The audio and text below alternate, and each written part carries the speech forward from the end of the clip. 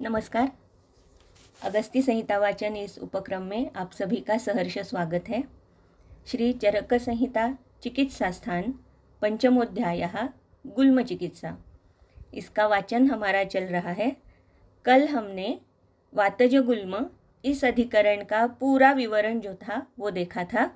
तो जैसे बहुत सारे कुछ कंडीशंस बताए थे कि वातज गुल्म है और अगर हेतु वृक्ष और व्यायामज है तो क्या करना है, उसका स्थान ऊर्ध्वनाभिज है, अधोनाभिज है या जठराश्रय है तो बस्ती देनी है, स्नेहपान देना है, कौन सा उपक्रम करना है। वातगुल्म में अगर कफ का अनुबंध है, अगर पित्त का अनुबंध है तो स्रंसन या स्निग्ध विरेचन ये कैसे देना है, इन सारी बातें हमने देखी थी। और उसके बाद रक्तमोक्षण के बारे में भी हमने देखा था, जो कि स्थानिक रक्तमोक्षण वहाँ पर अपेक्षित था। जब वातज गुल्म अधिकरण ही है यानी वातज गुल्म ही है, लेकिन किसी भी चिकित्सा से उपशय अगर नहीं मिल रहा है तो रक्तदुष्य ऐसे समझकर रक्तमोक्षण करना यही उचित है। ये श्लोक हमने पढ़ा था, यानी कि श्लोक नंबर 32 तक हम आए थे। आज हम पित्तज गुल्म ये अधिकरण का शुरुआत करेंगे। तो श्लोक नंबर 33। स्निग्धोष्णेन उदिते गुल्मे पैत्तिके स्रंसनं हितं, रुक्षोष्णेन तु संभूते सर्पिः प्रशमनं परं, पित्तं वा पित्तगुल्मं वा ज्ञात्वा पक्वाशयस्थितं, कालविन्निर्हरेत् सद्यः स तिक्तैः क्षीरबस्तिभिः, पयसा वा सुखोष्णेन स तिक्तेन विरेचयेत्, भीषक अग्निबलापेक्षी सर्पिशा तैल्वकेन वा। तो यहाँ पर अभी पित्तज गुल्म का अधिकरण शुरू हो रहा है। तो पित्तज गुल्म में जैसे हमने देखा था कि रुक्ष और व्यायामज वातिक गुल्म था, उसी तरीके से यहाँ पर हेतु जो है वो है स्निग्ध और उष्ण। उसकी वजह से जो गुल्म हुआ है, जो पैत्तिक गुल्म उत्पन्न हुआ है, उसमें स्रंसनम हितम। तो उस तरीके के हेतुओं में पित्तज गुल्म में स्रंसन देना उचित है। और रुक्ष और उष्ण इसके वजह से अगर पित्त प्रकोप हुआ है और पित्तज गुल्म हुआ है तो वहाँ पे सर्पि ही प्रशमनम परम। तो रुक्ष उष्ण इसका मतलब है कि वात का अनुबंध पित्त के साथ है, और स्निग्ध उष्ण इसका मतलब कि पित्त प्राधान्य के साथ साथ कफ का भी कहीं ना कहीं अनुबंध है। तो कफ और पित्त, जैसे हमें पता है कि विरेचन से हम, जैसे कि पित्त की प्रधान चिकित्सा है, उसी तरीके से अगर कफ का अनुबंध है तो वहाँ पर भी हम विरेचन देते हैं। तो उसी तरीके से यहाँ पर भी कहा गया है कि भले ही ये पित्तज गुल्म है, लेकिन अगर हेतुओं में स्निग्धता दिखाई देती है और स्निग्ध उष्ण इस तरीके का कॉम्बिनेशन अगर है तो स्रंसन हितम। और रुक्ष और उष्ण वात ये योगवाही है, तो जिस दोष के साथ वो जाएगा उसी दोष के गुण बढ़ाएगा। तो इसीलिए जो कि पित्त शमन भी करेगा और स्निग्धता से वात शमन भी करेगा, संस्कार अस्यानुवर्ती भी रहेगा, जिसकी वजह से वात पित्त दोनों का शमन होगा। इसीलिए रुक्ष और उष्ण ऐसे कॉम्बिनेशन की वजह से अगर पित्तज गुल्म है तो वहाँ पर सर्पी पान करना है। पित्तं वा पित्तगुल्मं वा ज्ञात्वा पक्वाशयस्थितं, कालविन्निर्हरेत् सद्यः स तिक्तैः क्षीरबस्तिभिः। तो जैसे हमने देखा था कि वातज गुल्म के भी 3 स्थान बताए थे, उसी तरीके से यहाँ पर भी बता रहे हैं। स्पेसिफिकली अगर पित्तज गुल्म ये पक्वाशय स्थित है, तो पक्वाशय स्थित है इसका मतलब ही है कि ये परतंत्र गुल्म के बारे में बता रहे हैं। स्थान इसका परतंत्र है क्योंकि पित्तज गुल्म है और स्थान जो है ये वात का प्राधान्य से होने वाला स्थान है। तो इसीलिए पित्तज गुल्म अगर पक्वाशय स्थित है तो उसमें हमें सतिक्त क्षीर बस्ती देकर फिर उसका निर्हरण करना है। अगर आप सिद्धि स्थान में देखते हो 12वें अध्याय में, तो वहाँ पर हमें बहुत सारे यापन बस्ती ऐसे मिलते हैं जिसमें गुल्म का उल्लेख है, तो आप वहाँ जाकर वो देख सकते हो। लेकिन एरन मुलादी जैसे बहुत सारे बस्ती है जिसमें हम तिक्त क्षीर बस्ती इस तरीके का प्रयोग हम कर सकते हैं। तो कालविन्नीर हरेत सद्यः सतिक्त ही, यानी कि उसी समय तुरंत हमें सतिक्त क्षीरबस्ती देनी है। तो क्षीरबस्ती का प्रयोजन एक्चुअली ऐसे होता है कि क्षीरबस्ती ये शोधन भी है, क्योंकि अगर वो निरूह मात्रा में हम देते हैं, जैसे कि यापन, तो यापन ये निरूह का ही एक विकल्प है, तो यापन बस्ती भी निरूह प्रमाण में ही दी जाती है। तो क्षीरबस्ती जब हम कहते हैं तो बहुत बार ऐसे होता है कि क्षीरबस्ती की मात्रा 80 ml से लेकर जैसे निरूह की मात्रा है वहाँ तक हम लेकर जा सकते हैं। अगर हमें शमन के लिए, जैसे कि आम्ल पित्त है फॉर एग्जांपल, यानी कि आम्ल पित्त के लिए मैं कुछ अभी नहीं बता रही हूँ, ये गुल्म चल रहा है, लेकिन फिर भी यहाँ पर एक प्रसंग के अनुसार अगर उदाहरण देना है तो आम्ल पित्त में अगर क्षीरबस्ती देनी है तो वहाँ पर इंस्टेड ऑफ यापन बस्ती यानी कि निरूहण करने से बजाय हम अगर क्षीरबस्ती 80 to 100 ml में देते हैं तो भी उसका बहुत उपयोग हो जाता है। तो यापन बस्ती भी है, तो शोधन विथ यापन ऐसे जब कार्य हमें एक्सपेक्टेड होता है तब हम निरूहण की मात्रा में यापन बस्ती देते हैं, जो कि क्षीर बस्ती है। और यहाँ पर जब क्षीर बस्ती भी ही कहा जाता है तो यहाँ पर भी वो पक्वाशय स्थित है, लेकिन शोधन अपेक्षित है, तो हम यहाँ पर निरूह की मात्रा में ये क्षीर बस्ती यानी यापन बस्ती का प्रयोग जरूर कर सकते हैं। पयसा वा सुखोष्णेन सतिक्तेन विरेचयेत् भीषक अग्निबलापेक्षी सर्पिषा तैलवकेन वा। तो कल हमारा जैसे डिस्कशन हुआ था, मैंने त्रिवृत लेहम के बारे में बताया था, तब ये प्रश्न आया था कि हम त्रिवृत का सिद्ध क्षीर दे सकते हैं क्या, तो ज़रूर दे सकते हैं। यही उसका उदाहरण है, पयसा वा सुखोष्णेन सतिक्तेन विरेचयेत्। तो तिक्त रस से सिद्ध, तिक्त द्रव्यों से सिद्ध ऐसा दुग्धपान कर सकते हैं जिसकी वजह से विरेचन होगा, या भीषक अग्निबलापेक्षी सर्पिषा तैलवकेन वा। तो तैलवक सर्पी, तैलवक घृत जो कि उदर अध्याय में आया हुआ है या उदर के अधिकरण में आया हुआ है, वो भी हम यहाँ पर दे सकते हैं। तो पित्तज गुल्म में पहले स्रंसन, सर्पी देकर प्रशमन, रुक्ष उष्ण, स्निग्ध उष्ण ऐसे कॉम्बिनेशन से, फिर पक्वाशय स्थित अगर है तो तिक्त क्षीर बस्ती देना है। अगर तिक्त क्षीर बस्ती हम नहीं दे सकते या दूसरी कंडीशन में भी हम सतिक्त सिद्ध घृत दुग्ध इसका पान भी विरेचन के लिए कर सकते हैं, या तैलवक सर्पी जैसे जो विरेचक है, तीव्र विरेचक है, ऐसे कुछ कल्प जिसका प्रयोग हम घृत के साथ कर सकते हैं या घृत से सिद्ध करके भी कर सकते हैं।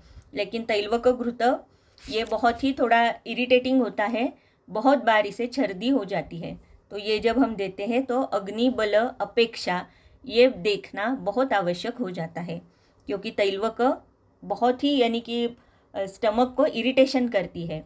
तो ये जब हम देते हैं तो इसीलिए सर्पी के साथ दिया हुआ है या सिद्ध सर्पी दी हुई है। श्लोक नंबर 36।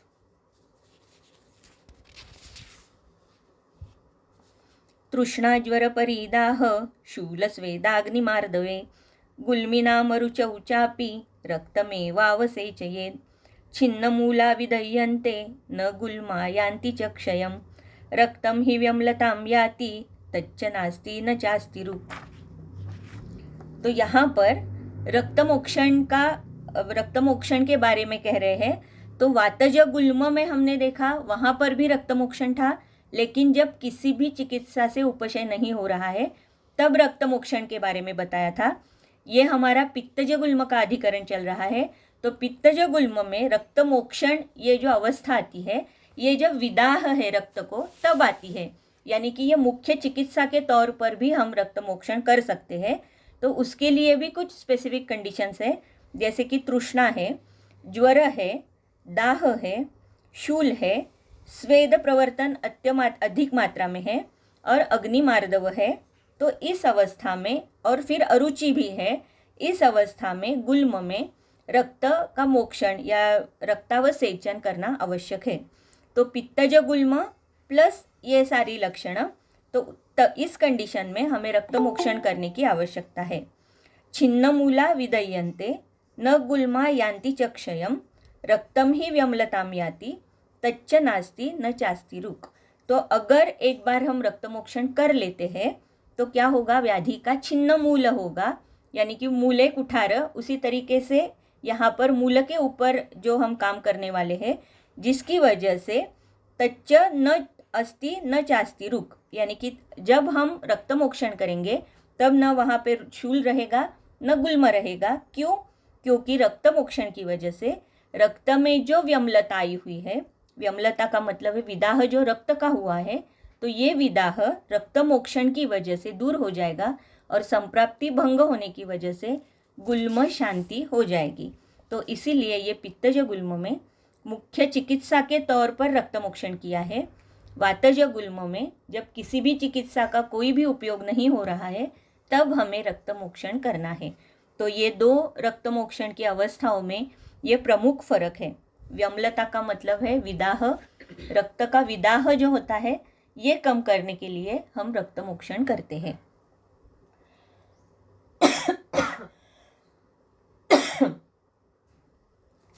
श्लोक नंबर 38। ऋतदोषं परिम्लानं जांगलैस्तर्पितं रसैः समाश्वस्तं सशेषार्तिं सर्पिरभ्यासयेत् पुनः।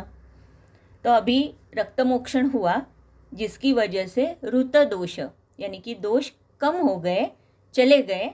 परिम्लानम, रुग्ण अभी कैसे हुआ है? तो परिम्लान हुआ है क्योंकि शोधन हुआ है रुग्ण का। ऐसी जब कंडीशन आती है तब जांगलई ही तर्पितम रसई ही, जांगलम औसरस से उसका तर्पण करना है। क्षमाश्वस्तम, आश्वस्त करना है रुग्ण को। सशेषार्तिम, और जो शेष दोष बचे हैं उसके लिए सर्पी ही अभ्यासयेत पुनः, तो सर्पी का अभ्यास यानी कि पुनः पुनः सर्पीपान, वो तिक्त रस सिद्ध सर्पीपान भी हम कर सकते हैं। तो तिक्त सिद्ध सर्पी इसका पुनः पुनः पान रुग्ण को करना चाहिए। तो ऋतदोष परिम्लानम अगर हम देखते हैं यहाँ पर, तो जैसे पहले ही हमने कहा था कि मारुत का परिरक्षण हमेशा करना है आदौ अंते च मध्य च, उसी तरीके से यहाँ पर भी अगर आप देखते हो तो रक्तमोक्षण होने के बाद जांगलम औसरस से तर्पण करने का विधान है। तो ये तर्पण हम किस लिए कर रहे हैं कि रक्तमोक्षण के बाद जो वात प्रकोप एक्सपेक्टेड है, ये वात प्रकोप होने की वजह से भले ही विदाह कम हुआ हो, लेकिन वात प्रकोप की वजह से शायद हो सकता है कि संप्राप्ति यानी कि दूसरा कुछ उपद्रव उत्पन्न हो सकता है। तो इसीलिए यहाँ पर रक्तमोक्षण के बाद जांगलम औसरस से तर्पण और उसके बाद तिक्त रस का सेवन करने का विधान है। और वो भी तिक्त रस का सेवन यानी एक बार दो बार ऐसे नहीं है। तो अभ्यासयेत पुनः, इसका मतलब पुनः पुनः स्नेहपान करना है तिक्त रस के साथ, ताकि पित्त का भी शमन हो जाए, जो शेष दोष बचे हैं, और वात का भी प्रकोप नहीं होना चाहिए। ये दोनों कारणों के लिए यहाँ पर सर्पीपान का अभ्यास करने का विधान है। श्लोक नंबर 39।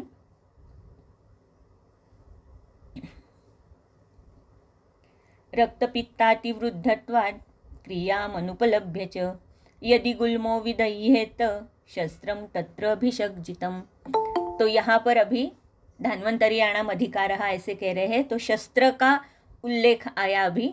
जैसे मैंने कहा कि निचय गुल्म जो था है, तो निचय गुल्म में भी शायद कि त्रिदोष है या बाकी के जो कंडीशंस हमने देखी कि वो असाध्य है, तो वो चिकित्सा के लिए असाध्य हो सकता है, शायद शस्त्र कर्म से कष्ट साध्य हो सकता है।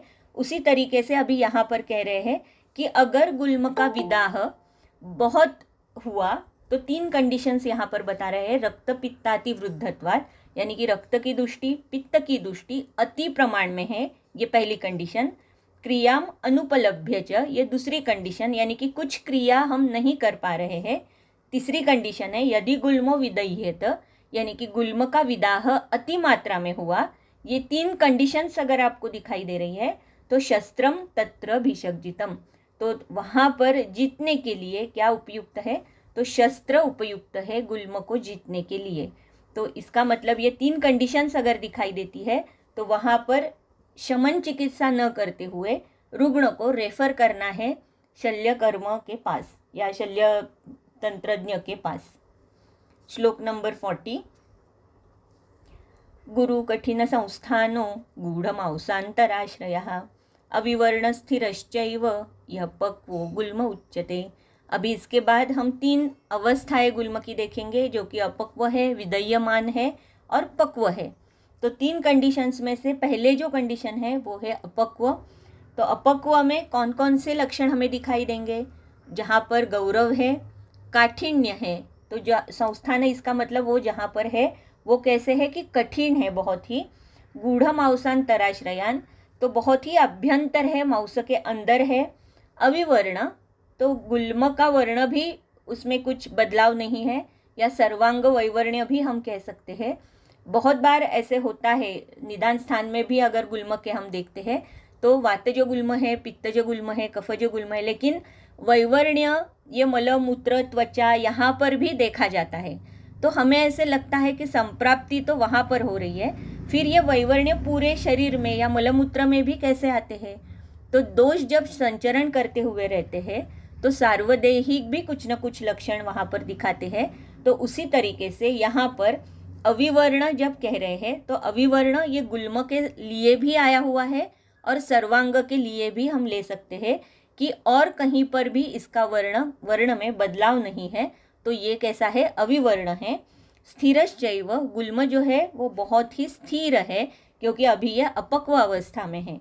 तो अपक्व अवस्था में जब गुल्म होता है तब ये सारे लक्षण दिखाई देंगे। श्लोक नंबर 41, दाहशूलार्ति संक्षोभ स्वप्न नाशारति ज्वरैः विदयमानं जानीयात गुल्मं तम उपनाहयेत।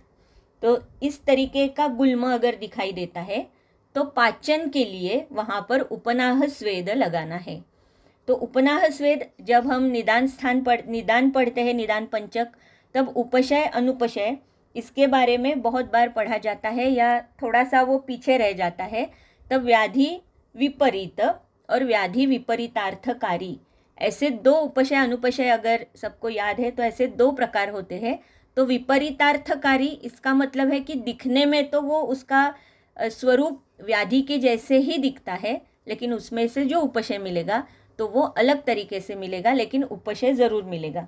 तो इस तरीके से यहाँ पर ये जो उपनाह बताया गया है तो ये स्पेशली पाचन के लिए बताया गया है। तो दाह शूल अर्ति संक्षोभ स्वप्ननाश, ये स्वप्ननाश एक्चुअली जैसे कि हम देखते हैं अस्थि मज्जागतवात में सतत शूल की वजह से भी स्वप्ननाश होता है, निद्रा नाश हमें दिखाई देती है। रादर हम जब हिस्ट्री लेते हैं या जब ग्रेडेशंस करते हैं, क्राइटेरिया ऑफ असेसमेंट जब देखते हैं, तब हम पूछते हैं कि शूल कितना है, यानी कि सतत शूल है या आपको डिस्टर्बिंग शूल है, या रात में भी आप सो नहीं पाते शूल की वजह से, तो ये ग्रेटेस्ट शूल हो सकता है। उसी तरीके से यहाँ पर भी ये जो स्वप्ननाश है तो ये स्वप्ननाश दाह और शूल इसकी वजह से भी हो सकता है। अरति ज्वर विदयमानम जानीयात गुल्मम तम उपनाहयेत, तो ये विदयमान अवस्था में जो गुल्म है तो वहाँ पर उपनाह हमें करना है। व्रणशोथ में भी हम अपक्व अवस्था में उपनाह करते हैं, ताकि आइदर उसका पक्वावस्था जल्दी आती है और उपशय मिलता है, या फिर वो अपक्वावस्था में है तो वो उसका शमन वहीं पे दोषों का पाचन होकर वो शमन हो जाता है। तो इसीलिए ये गुल्म की इस अवस्था में हम उपनाह कर सकते हैं। श्लोक नंबर 42, विदाह लक्षणे गुल्मे बहिस्तुंगे समुन्नते शावे सरक्तपर्यन्ते संस्पर्शे बस्ति सन्निभे निपीडितोन्नते स्तब्धे सुप्ते तत्पार्श्वपीडनात् तत्रैव पिण्डिते शूले संपक्वं गुल्ममादिशेत् तत्र धान्वन्तरीयाणाम् अधिकारः क्रियाविधौ वैद्यानां कृतयोग्यानां व्यधशोधनरोपणे अन्तर्भागस्य चाप्येतत् पच्यमानस्य लक्षणं हृत्क्रोडशून्यता तस्थे बहिस्थे पार्श्वनिर्गति। तो ये श्लोक अगर हम देखते हैं तो कहीं ना कहीं अंतस्थे और बहिस्थे ऐसे 2 शब्द आए हैं। तो मन में ऐसे सवाल उठते हैं कि अगर गुल्म का स्थान महास्रोतस है तो अंतस्थे और बहिस्थे ऐसे कैसे हो सकता है? क्योंकि महास्रोतस तो अंतस्थ ही होगा ना, क्योंकि वो कोष्ठ ही कंसिडर किया हुआ है। तो ये बहिस्थ गुल्म कहाँ से आया? तो ऐसे 2 प्रकार है क्या गुल्म के, या और कोई स्थान है? तो इस तरीके से नहीं है। अगर आप टीका पढ़ते हो तो हमें समझ में आता है, अंतर्भागस्य इति कोष्ठमध्यस्थितस्य यद्यपि सर्व एव गुल्मः कोष्ठस्थः तथा अपि इह यो बहिः उन्नतश्चितो न भवति स इह तत्स्थो अभिप्रेतः।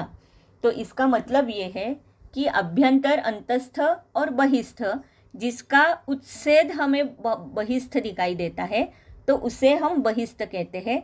फॉर एग्जाम्पल हर्निएशन, तो हर्निएशन में हमें बहिस्थ उत्सेद ही दिखाई देता है, तो इसीलिए इसे बहिस्थ कहा है। अंतस्थ जो है तो उसका उत्सेद हमें बाहर से यानी कि दृग्गोचर नहीं है।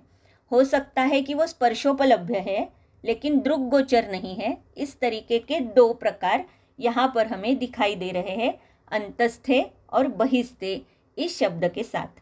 तो विदाह लक्षणे गुल्मे बहिस्तुंगे समुन्नते, तुंग का मतलब है शिखर, तो बहिस्तुंगे ऊपर ऐसे आया हुआ, शिखर के तरह आया हुआ, या उन्नत जिसे हम कह सकते हैं।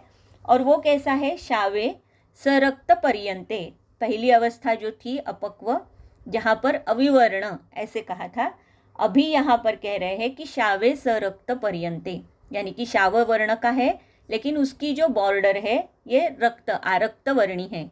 कुष्ठ में भी इस तरीके का वर्णन हमें मिलता है, सरक्त पर्यंते। तो पर्यंते ये जब शब्द आता है तब ये सीमा दिखा रहा है। तो ये जो गुल्म है जिसका उन्नतत्व हो चुका है, तो वो उन्नतत्व का वर्ण तो शाव है लेकिन उसकी जो बॉर्डर है, जो सीमा है, वो आरक्त वर्णी है।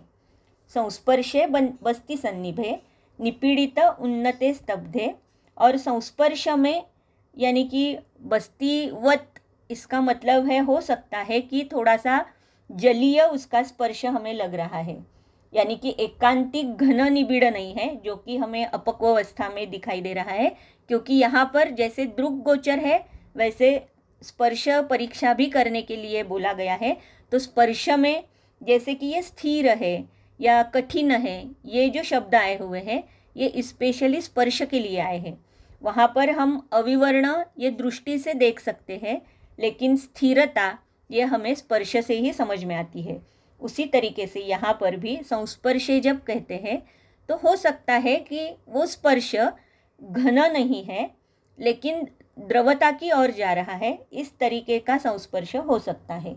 निपीड़ित उन्नते स्तब्धे सुप्ते तत्पार्श्व पीड़नात्, तो यहाँ पर निपीड़ित उन्नते यानी कि अगर दबा रहे हैं तो फिर से वो ऊपर आ रहा है, यानी कि पिटिंग नहीं है, वो फिर से ऊपर उभर कर आ रहा है। स्तब्धे सुप्ते तत्पार्श्व पीड़नात्, और अगर उस गुल्म के पार्श्व में हम पीड़ा करते हैं, इसका मतलब स्पर्श करते हैं, तब वो कैसे है कि स्तब्धे और सुप्ते। आप टीका देखिए नीचे, स्तब्धे इति वर्तुले सुप्ते इति मंदवेदने। तो इसका मतलब अगर हम गुल्म जहाँ पर उन्नतत्व हमें दिखाई दे रहा है उसके पार्श्व में अगर हम स्पर्श करते हैं, पीड़ा करते हैं या दबाते हैं, तो उसकी वजह से हमें ये समझ में आएगा कि ये वर्तुलाकार है और इसमें मंद वेदना है। हम पेशेंट को अगर पूछते हैं, रुग्ण को, तब हमें ये समझ में आता है, इसका मतलब है कि दर्शन भी करना है, स्पर्शन भी करना है और रुग्णों को प्रश्न भी पूछना है कि वेदना कितनी है। तो इस तरीके से ये तीनों ही परीक्षा यहाँ पर बताई है। तो स्तब्धे सुप्ते तत्पार्श्व पीड़नात्, मैंने कहीं तो इसका अर्थ ऐसे पढ़ा था कि वो अगर हम लैटरली सो जाते हैं, एक कुक्षी पर सो जाते हैं, तब वो वर्तुलाकार और सुप्ति वहाँ पर दिखाई देती है। इस तरीके का कहीं तो मैंने इसका ट्रांसलेशन पढ़ा था, लेकिन जहाँ तक मुझे समझ में आ रहा है तो तत् का मतलब है उस गुल्म को, पार्श्व पीड़नात् अगर हम पार्श्व पीड़ा करते हैं, स्पर्शन करते हैं, तो स्तब्धता और सुप्तता यानी वर्तुलाकार उसका हमें समझ में आएगा, और वहाँ पर मंद वेदना है ये सूचित करेगा वो रुग्ण।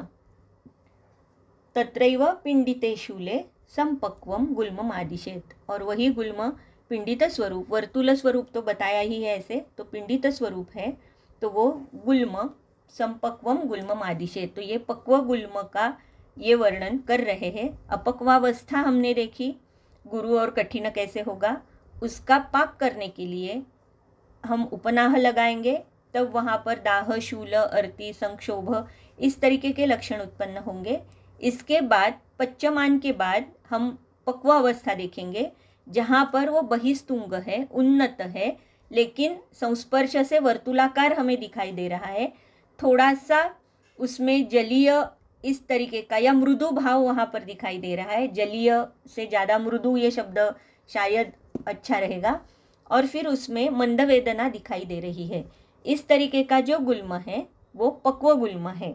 और पक्व होने के बाद तत्र धान्वंतरियाणाम अधिकारः, एक बार गुल्म पक्व हो जाता है तो वहाँ पर ये धान्वंतरियाणाम अधिकारः ऐसे करके हमें कृतयोग्य वैद्य के पास उसे भेजना है, जो कि व्यधन, शोधन और रोपण करेगा। तो जैसे हम रणशोथ में भी ये व्यधन, शोधन और रोपण करते हैं, उसी तरीके से ये रुग्ण हमें रेफर करना है सर्जरी के लिए।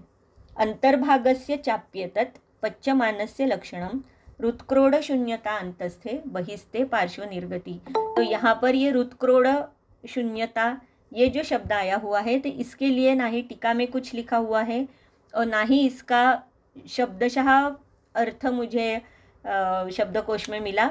लेकिन जो कहा जाता है, जहाँ तक मुझे पता है, जहाँ तक जिन्होंने हमें पढ़ाया है, तो मुझे ऐसे लगता है कि हृत्क्रोड शून्यता, तो शोथ जो है हृदय के आसपास, जैसे कि गुल्म के ही बेसिकली हृदय ये एक स्थान बताया है, तो वहाँ पर उर स्थान में या जहाँ पर अभ्यंतरता हृदय के आसपास शोथ या विस्तार स्वरूप वो गुल्म दिखाई देगा। और बहिस्ते पार्श्व निर्गति, और बहिस्थ अगर है यानी कि बाह्य अगर हमें उसका उत्सेद दिखाई दे रहा है तो पार्श्व निर्गति। निर्गति यानी इसका मतलब ऐसा नहीं है कि वो बाहर चला जा रहा है। टीका देखिए, बहिस्ते पार्श्व निर्गति ही, पार्श्व निर्गति गुल्म एव दृश्यते, तो वो लैटरली जा रहा है ऐसे दिखाई देता है। तो इस तरीके से अगर अभ्यंतर है तो अभ्यंतरता शोथ बढ़ेगा, तो वो हृदयस्थ या हृत्क्रोड शून्यता से बता रहे हैं। और बहिस्ते पार्श्व निर्गति, बाहर की ओर अगर उसका उत्सेद हमें दिखाई दे रहा है तो वो पार्श्व से बाहर आ रहा है ऐसे दिखाई देगा। ऐसे मुझे समझ में आ रहा है। और किसी को इसके बारे में अगर कुछ अच्छी जानकारी है तो लेक्चर होने के बाद आप ज़रूर बताइए। श्लोक नंबर 46। पक्वस्रोतांसि संक्लेद्य व्रजत्यूर्ध्वम् अधोऽपि वा स्वयं प्रवृत्तं तं दोषम् उपेक्षेत हिताशनैः दशाहं द्वादशाहं वा रक्षन् भिषक् उपद्रवान् अत ऊर्ध्वं हितं पानं सर्पिषस्य विशोधनं शुद्धस्य तिक्तं स क्षौद्रं प्रयोगे सर्पिरिष्यते। अभी यहाँ पर जैसे कि हमेशा हम देखते हैं अतिसार में या छर्दी में, जब दोष स्वयं प्रवृत्त है तो उसकी उपेक्षा करनी चाहिए। उसी तरीके से यहाँ पर भी बता रहे हैं पक्वः स्रोतांसि, तो अगर पक्व होने के बाद, दोष पक्व होने के बाद, क्लेदन होने के बाद, संक्लेद्य का मतलब है क्लेदन होने के बाद, व्रजति ऊर्ध्वम अधोऽपि वा, अगर दोषों का प्रवर्तन ऊर्ध्व मार्ग से या अधो मार्ग से हो रहा है, यानी कि दोष स्वयं प्रवृत्त हो रहे हैं, तो तम दोषम उपेक्षेत हिताशनैः, तो इसका मतलब है दोषों की उपेक्षा करनी है। तो उपेक्षा करनी है इसका मतलब ये नहीं है कि दुर्लक्ष्य करना है पूरी तरह से, ऐसा नहीं है। दोष कौन से बाहर आ रहे हैं उसके ऊपर हमें ध्यान तो ज़रूर देना है, लेकिन वहाँ पर चिकित्सा कुछ भी नहीं करनी है, हिताशन करना है। न किंचित भेषजम कुर्यात, वहाँ पर डायरेक्टली द्रव्यात्मक चिकित्सा नहीं करनी है, वहाँ पर हिताशन ज़रूर दे सकते हैं, लेकिन ऑफकोर्स इसका मतलब है उपेक्षा करना, इसका मतलब आपका ध्यान तो उसके दोषों के ऊपर है, लेकिन वहाँ पर हमें चिकित्सा नहीं करनी है। स्वयं प्रवृत्त दोष है तो उन्हें बाहर आने के लिए प्रवृत्त करना है। जैसे अतिसार में या छर्दी में ये कुष्ठ का एक बहुत बड़ा हेतु है। अगर स्वयं प्रवृत्त दोषों को हमने रुकवा दिया, उसका स्तंभन किया, तो दोष तिर्यकगामी हो जाते हैं, रक्त की दुष्टि करते हैं और फिर कुष्ठ जैसे व्याधि उत्पन्न हो जाते हैं। तो कुष्ठ है, शीत पित्त है, इनके अगर हम हेतु देखते हैं तो वहाँ पर ये ज़रूर दिखाई देता है। इवन वमन, अगर वमन के लिए पेशेंट पोस्टेड है और अगर उसका वमन अच्छी तरह से नहीं हुआ, अयोग हुआ, तो वहाँ पर भी हो सकता है कि आपने अगर कुछ चिकित्सा उसके लिए नहीं की तो हो सकता है कि सर्वांग शोथ या कुष्ठ, इस तरीके की कहीं ना कहीं व्याधि उपद्रव स्वरूपात्मक उत्पन्न हो जाते हैं। तो उसी तरीके से यहाँ पर भी स्वयं प्रवृत्त दोष है, तो उनको वो बाहर आना वही उचित है। दशाहम व द्वादशाहम व रक्षण भिषक उपद्रवान, तो ये जो सारे उपद्रव हो सकते हैं उसकी रक्षा करते हुए दशाह या द्वादशाह 12 दिन या 10 दिन के बाद अत ऊर्ध्वम हितम पानम सर्पिशः सविशोधनम, तो 10 या 12 दिन के बाद यानी स्वयं प्रवृत्त दोष है, हमने उसकी उपेक्षा की है, कुछ औषध नहीं दिया है द्रव्यात्मक, लेकिन हिताशन ज़रूर किया हुआ है। तो हिताशन ये शब्द जब हम कहते हैं तो और एक उसकी शेड हमें याद रखनी होती है कि द्रव्यात्मक चिकित्सा हमने नहीं की, लेकिन औषध आहार स्वरूप में हम ज़रूर दे सकते हैं, जैसे कि लहसुन है। तो औषध आहार स्वरूप में देना और डायरेक्टली द्रव्य चिकित्सा करना, इसमें थोड़ा सा फ़र्क है। तो जैसे बहुत बार हम करते हैं कि सर्दी खांसी है तो हम दुग्ध सिद्ध करके देते हैं, शुंठी है, हरिद्रा है, तो ये सारे क्या है, ये आहार ही है लेकिन औषध सिद्ध है। तो आहार और औषध एक साथ देना, इसे भी हम हिताशन कह सकते हैं। तो हिताशन करना है, लेकिन द्रव्य चिकित्सा इस तरीके से डायरेक्टली कोई भी चिकित्सा नहीं करनी है। फिर 10 दिन या 12 दिन ये उपेक्षा करने के बाद, और तब ये देखना है कि कहीं उपद्रव नहीं हो रहा है, ये देखने के बाद फिर हम सर्पीपान करेंगे, और सर्पीपान के बाद फिर से विशोधन करेंगे, शोधन करेंगे। शुद्धस्य तिक्तम सक्षौद्रम, और यहाँ पर शोधन इसका मतलब हो सकता है कि वमन भी कर सकते हैं या विरेचन भी कर सकते हैं, क्योंकि दोष स्वयं प्रवृत्त थे पहले 10-12 दिन के पहले, तो ऊर्ध्वगति अगर उनको है तो वमन कर सकते हैं, अधोगति अगर उसे है तो विरेचन कर सकते हैं। शुद्धस्य तिक्तम सक्षौद्रम प्रयोगे सर्पिरिष्यते, और शोधन होने के बाद अपुनर्भव के लिए शुद्धस्य यानी कि वो रुग्ण अभी शुद्ध हो चुका है, ये देखने के बाद तिक्तम सक्षौद्रम प्रयोगे सर्पि, तो तिक्त सिद्ध सर्पी, तिक्त सर्पी, सक्षौद्र, उसका प्रयोग हम कर सकते हैं। अभी गुल्म अधिकार में बहुत सारे ऐसे हमें द्रव्य दिखाई देंगे जो कि विरुद्ध कहे गए हैं।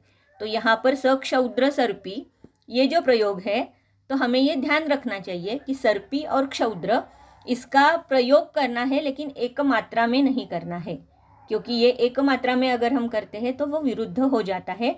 लेकिन फिर आगे जितने सारे प्रयोग आए हैं, तो दधी के साथ यानी कि बहुत सारे ऐसे घृत या चूर्ण या ऐसे कुछ कुछ कॉम्बिनेशंस आए हैं आगे, जिसमें कुछ न कुछ विरुद्ध अन्न हमें दिखाई दे रहा है। तो अभी तो यहाँ पर हम ये प्रयोग कर सकते हैं कि क्षौद्र की मात्रा कम और घृत की मात्रा ज़्यादा, तो इस तरीके से मात्रा अलग अलग रखकर हम ये सक्षौद्र घृतपान कर सकते हैं।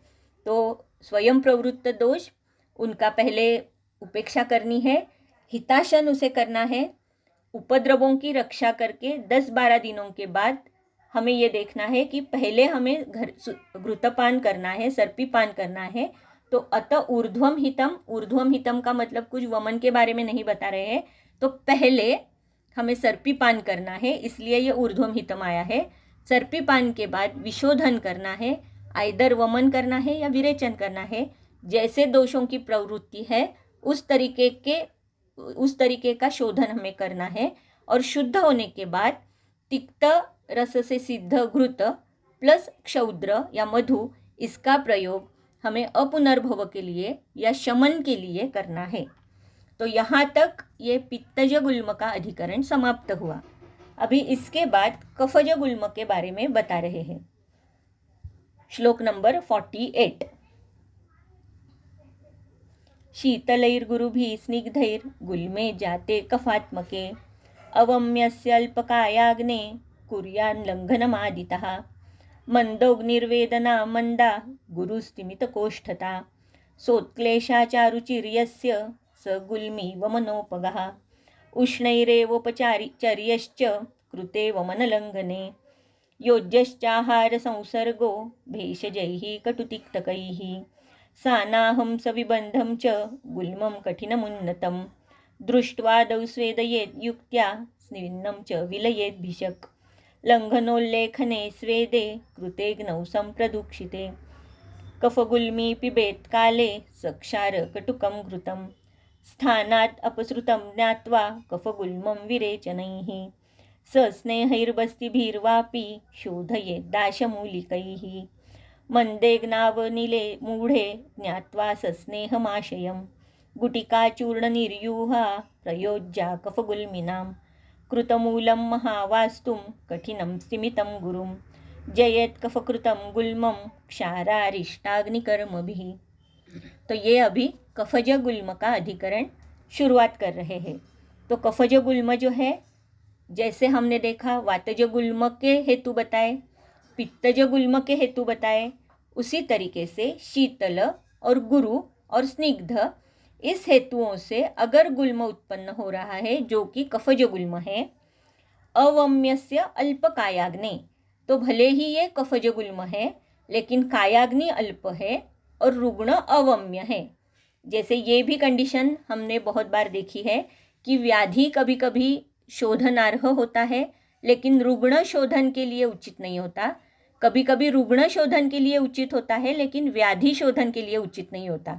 तो इस दो कंडीशन में यहाँ पर बता रहे हैं कि रुग्ण अवाम्य है, यानी हो सकता है कि वो कृश है, दुर्बल है, वृद्ध है, बाल है, सुतिका है, गर्भिणी है, इस तरीके से कुछ हो सकता है। तो रुग्ण अवम्य है, अल्पकायाग्नि के साथ है, तो वहाँ पर वमन नहीं करना है। तो इंस्टेड ऑफ वमन लंघनम आदितः, तो जब हम लंघन कहते हैं तो चतुष्प्रकारा संशुद्धि भी कहते हैं, लेकिन यहाँ पर लंघनम एक वचन में दिया हुआ है, तो लंघन का मतलब यहाँ पर उपवास ही है या अल्पाशन ही अपेक्षित है। तो जब हम वमन नहीं कर पा रहे हैं तब लंघन ये उसकी पहली चिकित्सा होनी चाहिए, क्योंकि अगर हम हेतु देखते हैं तो शीत, गुरु और स्निग्ध इस तरीके के अगर हेतु है तो इसका शमन करने के लिए हमें लंघन करना यही उचित है। सारे के सारे, यानी कि जैसे ब्रूहण की व्याख्या हमें पता है उसी तरीके से लंघन की व्याख्या भी हमें पता है। लंघन में यानी कि कौन से गुणों की वजह से लंघन होता है ये भी हमें पता है, जो कि ये सारे विरुद्ध है, ये शीतल, गुरु और स्निग्ध के। तो इसीलिए कफात्मक गुल्म है, ये हेतुओं के साथ गुल्म है, अवम्य रुग्ण है और कायाग्नि भी अल्प है, तो वमन नहीं करना है, वहाँ पर पहले लंघन प्रशस्त है। मंदोग्निर्वेदना मंदा गुरुस्तिमितकोष्ठता सोत्क्लेशा च अरुचिर्यस्य स गुल्मी वमनोपगः। और किसे वमन करना योग्य है, कौन सा रुग्ण या गुल्म में हम वमन कर सकते हैं? तो जहाँ पर भले ही अग्नि मंद है लेकिन वेदना भी मंद है, गुरुता है, वहाँ पर सर्वांग गौरव है या गुल्मक में गौरव है, स्तिमित कोष्ठता है, स्तिमित पता है सबको कि आर्द्री भाव, वहाँ पर उस तरीके का भाव है, उत्क्लेश दिखाई दे रहा है, अरुचि है, तो इस और रुग्ण भी ऑफकोर्स वाम्य है, तो वहाँ पर हम वमन कर सकते हैं। उष्णैः एव उपचर्यश्च कृते वमनलंघने योज्यश्च आहार संसर्गो भेषजैः कटुतिक्तकैः। तो वमन और लंघन होने के बाद उष्ण उपचार ही करना है। और ये उष्ण उपचार कैसे होना चाहिए? योज्यश्च आहार संसर्गो भेषजैः। तो संसर्ग इसका मतलब दो एक साथ है, तो किसके साथ क्या है? आहार के साथ औषध है, जिसका मैंने अभी हिताशनैः में उल्लेख किया है। तो आहार और औषध एक साथ हम कर सकते हैं। वो कैसे होने चाहिए? उष्ण होने चाहिए, उष्ण ही होने चाहिए। जब उष्णई एव उपचर्यश्च, तो एव जब कहते हैं तो एव का मतलब है एम्फोसिस दे रहे हैं, तो इसीलिए हमेशा कफज गुल्म में उष्ण उपचार ही प्रशस्त है। तो ये ही जो है एम्फोसिस जो है ये एव से आ रहा है। तो आज आहार के साथ भेषज भी जो देना है वो कैसे होना चाहिए? कटु और तिक्त रस के साथ होना चाहिए। तो इसीलिए लहसुन का, जैसे मैंने पहले आपको बताया कि लहसुन सिद्ध क्षीरपाक जो है तो ये आहार्य कल्पना भी है और औषध सिद्ध की हुई आहार्य कल्पना है। तो इसीलिए आहार संसर्गो भेषजैः कटु तिक्तकैः, रस का भी वर्णन कर रहे हैं कि ये कटु और तिक्त होना चाहिए। पित्तज गुल्म अगर है तो वहाँ पर तिक्त रस का वर्णन था। वातज गुल्म अगर है तो वहाँ पर हमेशा एक हम क्रम से कहते हैं मधुराम्ल लवण, लेकिन कफ पित्तानुरक्षिणा ये भी वातज गुल्म में हमें ध्यान में रखना होता है। इसीलिए वहाँ पर जो क्रम होता है वो हमेशा वो लवण, अम्ल और मधुर इस तरीके से होता है, ताकि वात का तो शमन हो सकता है लेकिन पित्त और कफ का अति मात्रा में प्रकोप या क्षय नहीं होना चाहिए। इसीलिए वातज गुल्म में बहुत बार लवण, फिर उसके बाद आम्ल और फिर इसके बाद मधुर, इस रसों का क्रम आता है। जैसे हम बाद में द्रव्य देखेंगे तो उसमें बहुत सारे द्रव्य, पहले लवण रस प्रधान है, उसे फिर मातुलुंग या दाड़िम जैसे किसी की भावना है आम्ल रस की, और फिर उसमें मधुरी भाव या मधुर रस का सम्मेलन किया हुआ मिलता है। तो हमेशा ये याद रखना चाहिए कि वातज गुल्म लवण, अम्ल, मधुर, पित्तज गुल्म में तिक्त रस प्राधान्य और कफज गुल्म में कटु तिक्त रस और उष्ण उपचार ये हमेशा करने ही है। उसके बाद सानाहम सविबंधम च गुल्मम कठिनमुन्नतम दृष्ट्वादौ स्वेदयेत युक्त्या स्विन्नम च विलयेत भिषक। तो यहाँ पर स्पेसिफिक फिर से कंडीशन बता रहे हैं कि आनाह है, विबंध है। तो विबंध का इसके पहले भी जिक्र हो चुका है कि जैसे वातक की रुक्षता है उसी तरीके से कफ के शैत्य की वजह से भी विबंध हो सकता है। तो आनाह है, विबंध है, गुल्म कैसा है, ये कफज गुल्म है, इसकी वजह से कठिन तो है ही और उन्नत भी है। तो उसमें लंघन दृष्ट्वादौ स्वेदयेत युक्त्या, तो इस तरीके का गुल्म देखने के बाद आदौ स्वेदयेत युक्त्या स्विन्नम च विलयेत भिषक। तो इसमें हम क्या कर सकते हैं, स्वेदन कर सकते हैं। और ये स्वेदन कैसे होना चाहिए, जिसकी वजह से गुल्म का विलयन हो जाए, इस तरीके से स्वेदन होना चाहिए।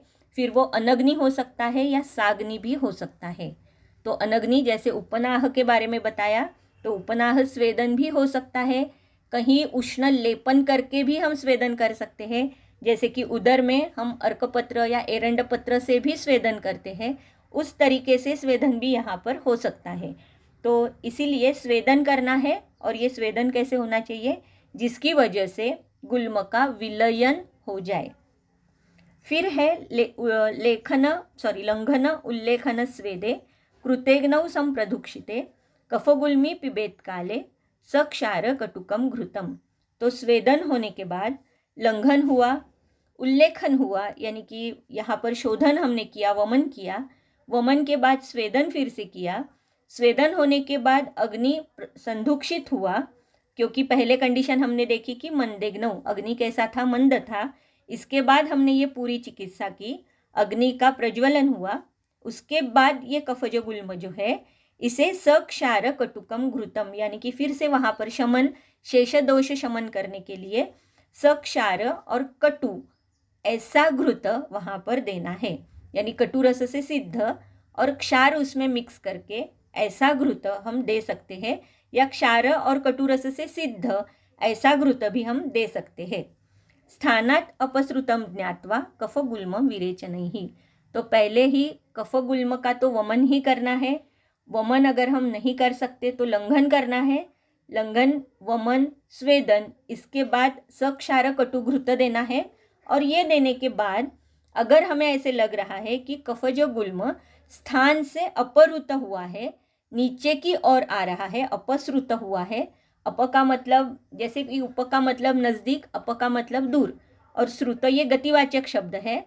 तो अगर नीचे की ओर इसकी गति है, ऐसे हमें समझ में आ रहा है, तो कफ गुल्म में विरेचन ये चिकित्सा हम दे सकते हैं, क्योंकि विरेचन से, जैसे विरेचन ये पित्त की चिकित्सा है, उसी तरीके से विरेचन ये कफ के ऊपर भी काम करने वाली चिकित्सा है। हमें पता है जैसे कि ऊर्ध्वग रक्त पित्त हमारा हो चुका है, ऊर्ध्वग रक्त पित्त में कफ का अनुबंध है और विरेचन ये उसकी चिकित्सा है। तो विरेचन ये सिर्फ गति भेद के लिए वहाँ पर नहीं है, तो पित्त के शोधन के साथ साथ हम कफ का शोधन भी कर सकते हैं, इसीलिए ऊर्ध्वग रक्त पित्त में भी विरेचन आया हुआ है। तो ये विरेचन ये कफ के लिए भी उपयुक्त साबित होता है। इसीलिए, लेकिन एक स्पेसिफिक कंडीशन है कि जब हमें ऐसे लग रहा है कि कफज गुल्म ने अपना स्थान छोड़ दिया है, तब हम उसे विरेचन कर सकते हैं। सस्नेहई बस्तिभिर्वापि शोधयेत दाशमूलिकैहि। अगर ऐसी कंडीशन होती है, आइदर और हमेशा देते हैं, क्योंकि बहुत बार ऐसे होता है कि विरेचन भी हम नहीं कर पाते, रुग्ण अविरेच्य होता है, इस कंडीशन में अगर हम उसमें शोधन के लिए निरूह बस्ती देते हैं तो भी हमें कहीं ना कहीं शोधन के गुण, विरेचन के गुण मिल सकते हैं। लेकिन ये बस्ती कैसे होना चाहिए? सस्नेह होना चाहिए, क्योंकि हमेशा ये बात याद रखनी है कि कफज गुल्म है फिर भी तैहि एव कर्षितैहि, ये जो शब्द बार बार हमने देखा था निदान में, वो यहाँ पर भी एप्लीकेबल है। वात प्रकोप कभी भी नहीं होना चाहिए, इसीलिए भले ही आप शोधन दे रहे हो, ये शोधन हमेशा कैसे होना चाहिए? सस्नेह ही बस्ती भीरवा, यानी कि दाशमूली का भी अगर आप निरूह दे रहे हो तो वहाँ पर स्नेह होना आवश्यक है, या शोधन बस्ती जब हम दे रहे हैं उसके साथ अनुवासन या स्निग्ध बस्ती देने की भी आवश्यकता है। मंदेग्नौ अनिले मूढ़े ज्ञात्वा सस्नेहमाशयम गुटिका चूर्ण निर्यूहा प्रयोज्या कफगुल्मिनाम। तो ये तो शोधन हमने किया, लंघन किया, वमन किया, वमन के बाद स्वेदन हुआ, विलयन हुआ कफज गुल्म का, अग्नि संदुक्षित हुआ, उसके बाद सक्षार कटु घृतपान हुआ, स्थान अपसृत होने के बाद विरेचन हुआ, नहीं तो दाशमूली का जैसे शोधन बस्ती हो चुके। उसके बाद दूसरी कंडीशन आती है जैसे कि मंदेग्नौ अनिले मूढ़े, यानी कि दो कंडीशन से, दो सिचुएशन से एक साथ है, अग्नि का मांद्य भी है और अनिल मूढ़ भी है। तो मूढ़ का मतलब है ना ही वो ऊपर की ओर जा रहा है ना कि नीचे की ओर जा रहा है, जैसे कि अनाह में सिचुएशन हो जाती है उसी तरीके की सिचुएशन अभी उत्पन्न हो चुकी है। सॉरी, तो ऐसी सिचुएशन है, तो ये ज्ञात्वा, ये समझकर, सस्नेहम आशयम, वहाँ पर जो आशय है वो कैसे करना है? अभी हमें स्निग्ध करना है, और वो स्निग्ध हम कैसे कर सकते हैं? गुटिका चूर्ण या निर्यूह से हमें कफगुल्म में आशय, यानी कि आशय की स्निग्धता स्नेहपान से करनी है, और उसके साथ साथ गुटिका चूर्ण और निर्यूह इसका भी प्रयोजन कफज गुल्म में हमें करना है। कृतमूलम महावास्तु कठिनम स्तिमितम गुरुम जयेत कफकृतम गुल्मम क्षार अरिष्ट अग्निकर्म भी। तो जैसे कि पित्तज गुल्म में हमने देखा कि व्यधन, शोधन और रोपण किया जाता है, उसी तरीके से यहाँ पर ये गुल्म कैसे होगा? अर्थात ये कफज गुल्म है तो ये महावास्तु होगा ही, कठिन होगा ही, स्तिमित और गुरु होगा ही, और कृतमूल इसका मतलब है कि वो दृढ़ मूल होगा। हम जैसे हमेशा देखते हैं कि चर्मकील जब होता है तो चर्मकील, कुछ चर्मकील ऐसे होते हैं जिसका मूल बहुत ही पतला होता है और हम उसे क्षारकर्म बहुत इजीली या क्षारसूत्र बहुत इजीली वहाँ पर कर सकते हैं। कुछ चर्मकील ऐसे होते हैं कि उनका जो मूल है वो बहुत विस्तीर्ण होता है। तो ये जो फ़र्क है ये दोषों के अनुसार आने वाला फ़र्क है। उसी तरीके से यहाँ पर जो गुल्म है ये कफज गुल्म है, तो इसीलिए उसका जो मूल है ये दृढ़ मूल है, कृत मूल है, वो महावास्तु है, कठिन है, स्तिमित है, और वहाँ पर बहुत सारा गौरव है। गुरु इस तरीके का वो गुल्म है। ऐसे अगर गुल्म है तो उसमें क्षार, अरिष्ट और अग्निकर्म का प्रयोग करना चाहिए। तो बहुत बार ऐसे होता है कि कॉटराइजेशन जिसे हम कहते हैं अभी, या इवन जब हम केमोथेरेपी करते हैं तो ये क्या है? सारा अग्निकर्म के ही अलग अलग प्रकार है, क्योंकि अग्निकर्म ये रुक्ष अग्निकर्म भी हो सकता है। तो ये जो सारे अभी प्रकार आ रहे हैं ये सारे अग्निकर्म के ही कहीं ना कहीं मैनिफेस्टेशन है, ये हमें दिमाग में रखना चाहिए। तो क्षार, अरिष्ट, आगे अगर शोथ का वो रेफरेंस आज नहीं याद आ रहा है लेकिन याद आएगा तब मैं बताऊंगी कि कैप्सुलेटेड इस तरीके का भी वर्णन है और वो पूरा निर्हरण करने के लिए बताया है। तो इसका मतलब जो कैप्सूल है वो निर्हरण करने के लिए बोला है। तो अभी जैसे ये जो मैलिग्नेंसी में हम चिकित्सा करते हैं तो इसी तरीके की चिकित्सा वहाँ पर भी होती है। रेडिएशन, कीमो, ये सारे यहाँ पर अग्निकर्म के ही कहीं ना कहीं स्वरूप है।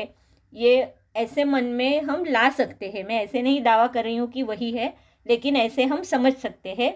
और क्षार और अरिष्ट का प्रयोग भी हम कर सकते हैं। तो क्षार का प्रयोग तो सबको पता है। क्षार क्यों प्रयोग इसका करना है? क्योंकि छेदन करेगा, क्षरण करेगा गुल्म का।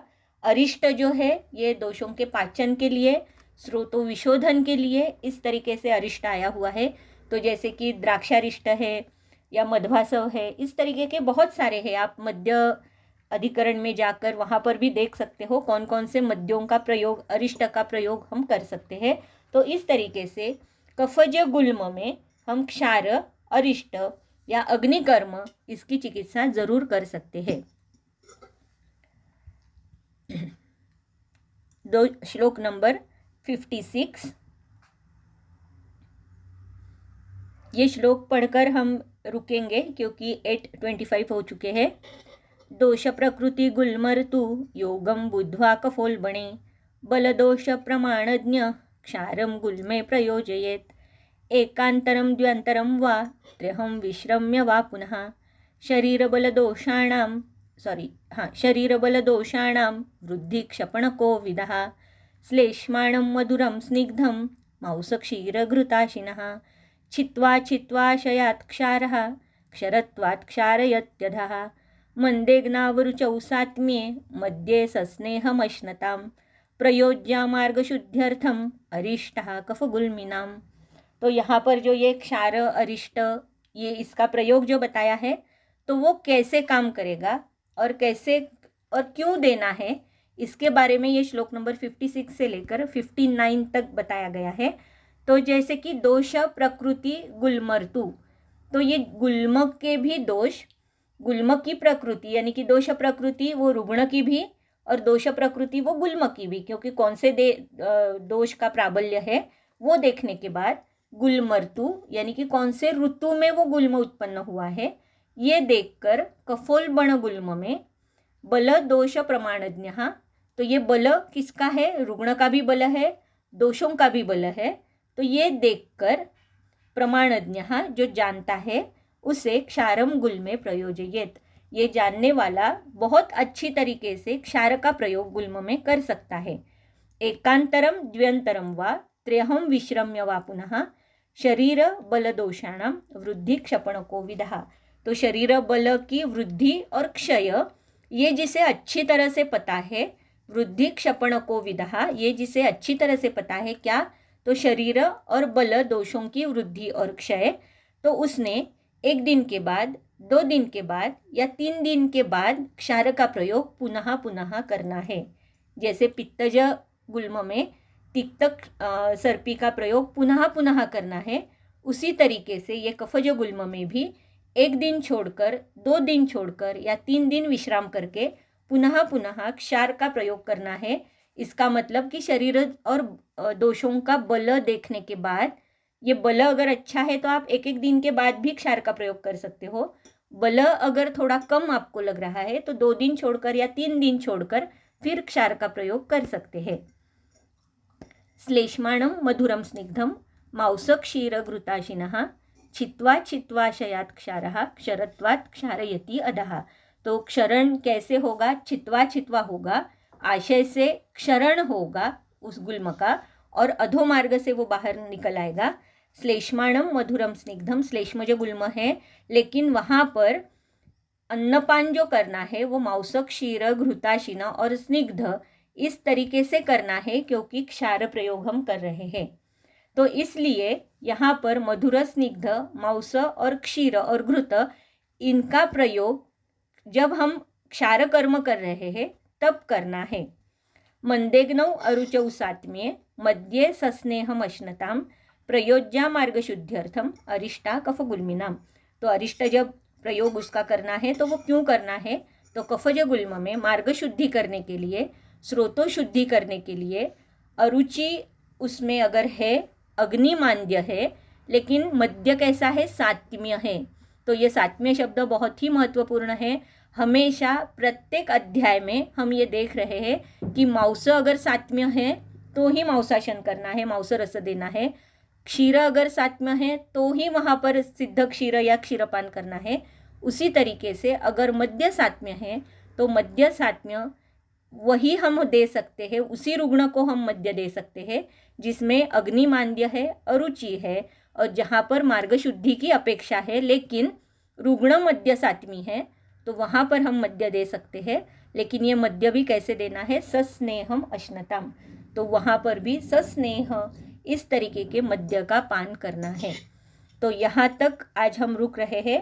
यहाँ पर मेरे ख्याल से कफज गुल्म का अधिकरण समाप्त हुआ नहीं, और 2-3 श्लोक है, लेकिन आज यहीं पे रुकते हैं क्योंकि 8:30 बज चुके हैं।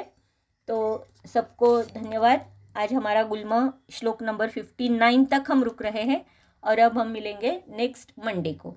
बहुत बहुत धन्यवाद।